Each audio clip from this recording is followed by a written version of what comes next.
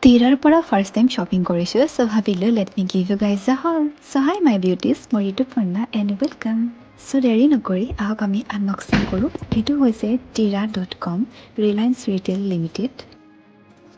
So ফাৰ্ষ্টতে ক'ব লাগিব ইয়াৰ পেকেজিং ইমানেই তাগৰা পেকেজিং কৰি পঠাইছে মোৰ খুলিবলৈ প্ৰায় 5 মিনিট সময় লাগিছে।